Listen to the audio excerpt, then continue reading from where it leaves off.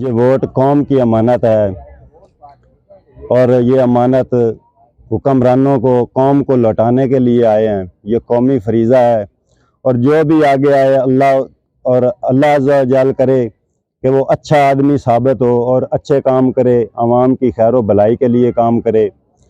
और इस हवाले से एक शेर कहना चाहता हूँ। पंजाबी का शायर हूँ और टेलरिंग का काम करता हूँ। हुकूमत से आज तक कोई चंदा, कोई खैरात, कोई ज़कात वगैरह आज तक नहीं लिया है, लेकिन ये वोट जो है ये कौम की अमानत है, ये अदा करने के लिए आया हूँ। शेर वो का ये कहना चाहता हूँ, जो भी आए अगर उसके पास ये मेरा शेर जाए तो इसके पे गौर ज़रूर करे कि वो मोमिन नहीं मुनाफिक है जेड़ा फ़र्ज निभा नहीं सकदा, जेड़ा इकराम अजान मुअज्जन दी सुन के मस्जिद ताईं आ नहीं सकदा, उनका दिता हुआ रिज़क तां खा लैंदा है, कर उनका दिता हुआ रिज़क तां खा लैंदा है, कर शुक्र अदा नहीं सकदा, वो झूठे दावे ही कर सकदा है पर जन्नत जा नहीं सकदा।